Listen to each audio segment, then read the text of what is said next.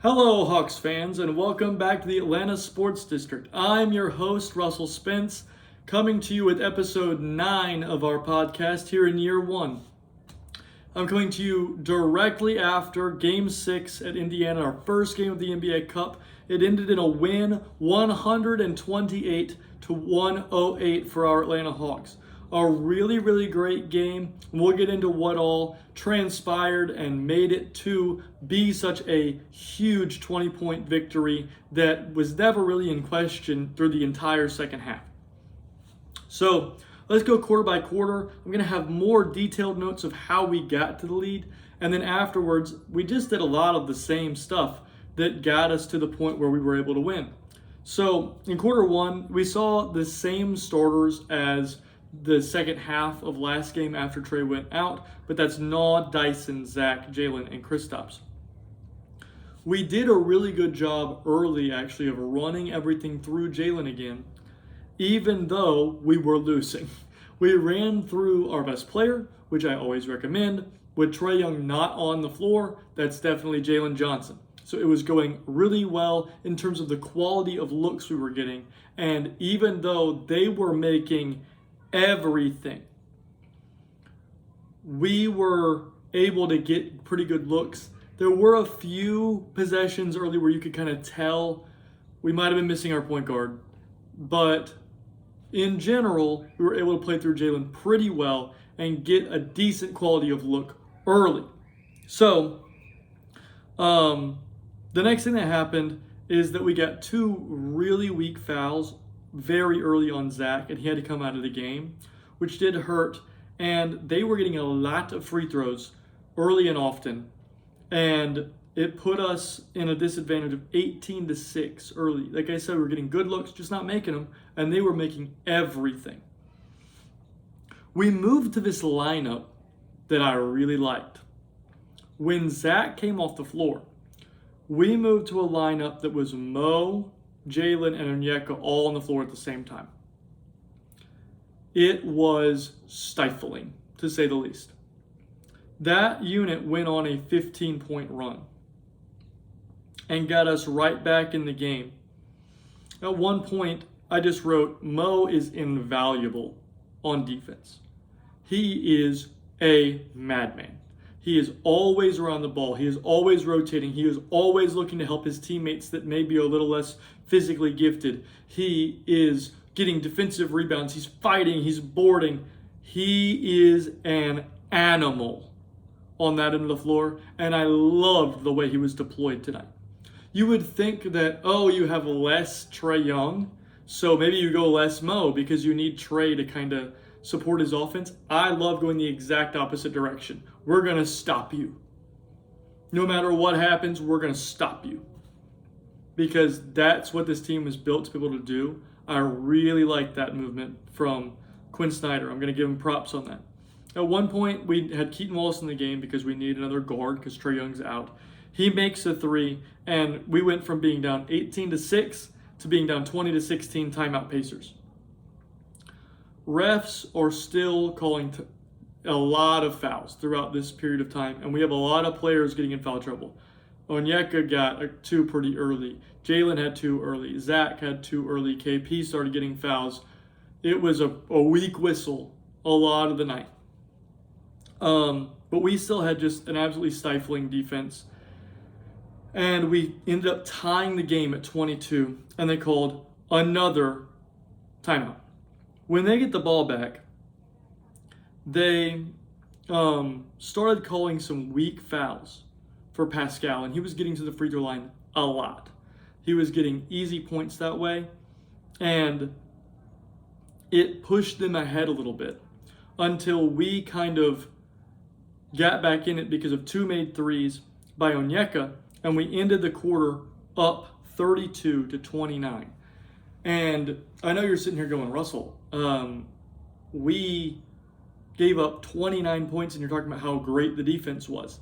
They were making every single shot they took, no matter how well it was covered early in the game. Sometimes offensive players are really good. This is the NBA. They're really good at their job, but the defensive impact and tenacity and the rotations and the communication, all of it was great throughout this game. In quarter two, Onyeka continued just kind of taking the game over. The first half, he was awesome. Dyson was playing a lot better early, and we were being able to attack the rim throughout the quarter. Kind of the theme of the quarter was penetrate and kick. When you don't have a heliocentric player, a Trae Young, a Luka, a Tyrese Halliburton, this player that has the ball, and they're so good at having the ball. When you don't have that guy, one of the best ways to play offense, we saw Memphis do this last year, and it's actually what got Taylor Jenkins fired because Jaw got mad about it. But they were playing a heavily penetrate and kick, penetrate, rotate, kick, penetrate, rotate, kick. They were playing through that, and it made it where the roster was playing better than maybe their best player was. You kind of saw that tonight where, like, our best player with Trae Young out is kind of ambiguous. Who's better between Jalen and KP and Onyeka and Naw on a game-to-game basis? We don't really know. Any one of them could be our best player that night. So that kind of works to this penetrate, rotate, and kick kind of system. And we were going heavily into that. Very few pick and rolls. It was very good to see. And in general, the defense was so good in the second quarter. Through the end of the second quarter, we saw a lot of this penetrate and kick system leading to open drives and great passes from Jalen, and he started taking over again. We ended the quarter up 63 to 59, which again, you can be like, they scored 29 in the first quarter, they scored 30 in the second quarter. This team was playing extremely fast pace and was making a high percentage of their shots. That's going to end in a lot of points. Most of the time. When the Hawks started the third quarter, we went on an immediate run and pushed the lead to 8. 67-59 Atlanta, and we get a timeout called. Boom. Indiana's got to call a timeout. After the timeout, the run does not end. By the end of that run, we were up 85-64. The defensive rotations that we were doing early in the game were leading to more misses because good defense eventually will lead to a lower field goal percentage. When they were missing, we were getting run-out opportunities and not even giving a chance for their defense to set up. We were getting dunks and layups over and over and over again. We had this insane run. We go 85-64, and the lead kind of stays in that range from there to the end of the game. I mean, it's 21-point lead. We're sitting there by about 4 or 5 minutes left in the quarter. We put in a lineup that was interesting to me. It worked tonight. I don't like this lineup. I'm putting that out there. It was Mo at center and Zach at the 4. I do not want a Mo at center with no other big player on the floor lineup. Like, if you want to play Mo at center and play Jalen next to him, I'm cool with that. If you want to play Mo at center and play Onyeka next to him, or play Mo at center and play KP next to him, I'm cool with that. But playing Mo at center and putting another smaller guy, thinner guy, at the 4, I do not like that. But it worked tonight. For like 5 minutes, it was on the court. I think we had to do it just because of injuries. Foul trouble. When we're sitting there going, this guy's got 4 and this guy's got 3, and Mo, go play center and we'll make it work for 5 minutes. I think that's what happened. But in general, I don't love that. It did work, and we ended the quarter up 97-76. So we're up 21 points in the quarter. In the fourth quarter, basically it seemed like both teams were trudging to the finish line. They both knew that this was going to end at about a 20-point win. And both teams, I just wrote, no one's playing good nor bad, just kind of mid. They were all kind of just going back and forth, and if we score, we score, and if we don't, we don't, and whatever. And it was very nonchalant. They made a small push in the middle of the quarter, and then we basically just said, okay, now we're going to focus up. We started taking some really great shots. We were playing a lot in transition, and we pushed the lead right back up to about 20. And with about 3 minutes left, they pulled their players and we pulled our players, and both teams coasted to the finish line. Final score 128-108. Now, the thing that I want to get at is that you could say, you know, again, they had 59 points at halftime. They were playing well. They scored 29 and 30 points in the first half. But if you take 108 and take away that 59, they only scored 49 points in the whole second half. Playing at the tempo that the Pacers play at, that is a wonderful defensive half. And we were playing that same intensity level the whole first half. That's the kind of thing that will get us wins while our best player is out. It is helpful to play intense basketball when you cannot score as easily as you could have with your best player. Offense is going to be harder without Trae. But if you want to win games without Trae, there's going to be times where you got to hold them to 108 points. Now, they're so pitiful defensively, and a lot of it's injuries, but we were able to score at will in transition especially. But that won't happen against a good team, a team that's not now 0-5. When you play against a good team, they're going to hold this unit to like 112. So we've got to hold them to 108 to win the game. The defense has to be that good. They're going to hold us to 105 because our offense just is not going to work very well. So we've got to hold them to 98. That's the kind of defense that's required now that Trae's out. We still don't know how long he's going to be out, but it doesn't seem like it's going to be in the next 2 days that he's coming back. So now I'll move to player by player. I'm not going to talk about the guys who got in with like 3 minutes left. In general, N'Faly Dante had 2 points. Congrats. Everybody else played like 1 to 2 minutes. We'll start with Keaton Wallace. Keaton played 17 minutes. He had 11 points, high on the season. 3 rebounds and 7 assists, 1 steal. When Keaton is playing substitutional guard, like, he needs to play right now. He's one of our only healthy guards because Trae's out, and we don't have very many guards on the roster. That's one of the things we kind of worried about coming into the years. We didn't have a ton of guards. And I thought he played really well tonight. I don't love 17 minutes. I think it's a lot for him, but there was a bunch of foul trouble too, so I can understand it. I think that won't be the case when we don't have that kind of foul trouble coming in. Next, we'll move to Moge. He only played 16 minutes, but a lot of that was fouls. He had 4 fouls, which a ton of those were very weak calls. But he had 6 points, 6 rebounds, and you're going, Russell, that can't matter that much. He was plus 14. That's how good his defense was.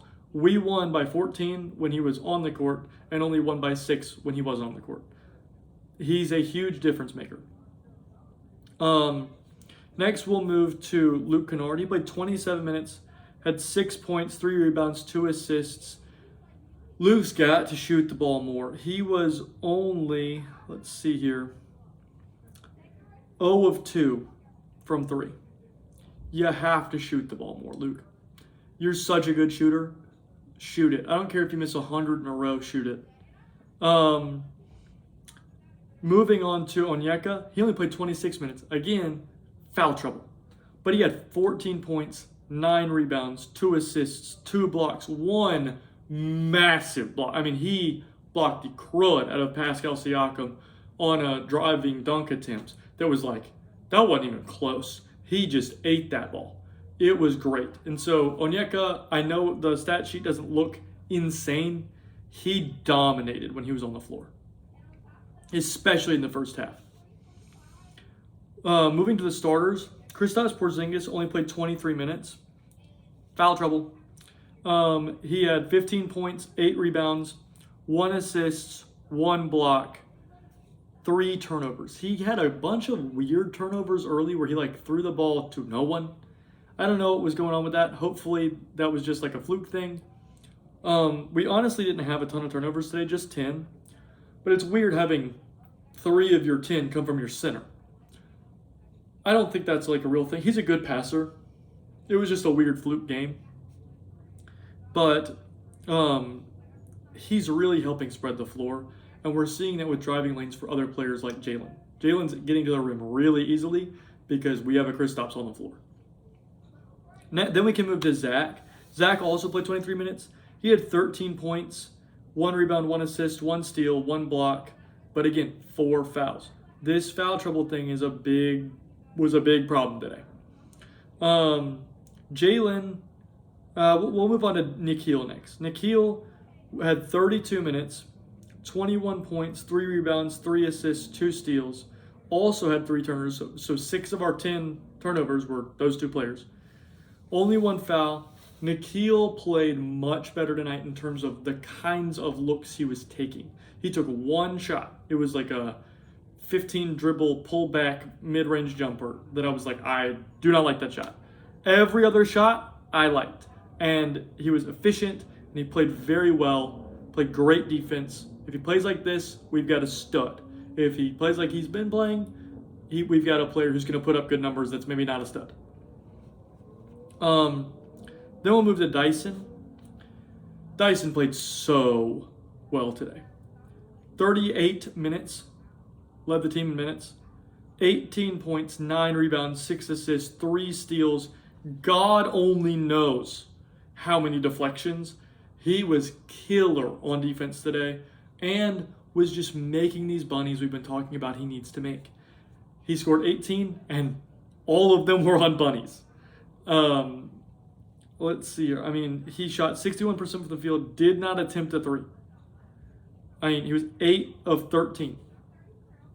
That's awesome. He made his bunnies.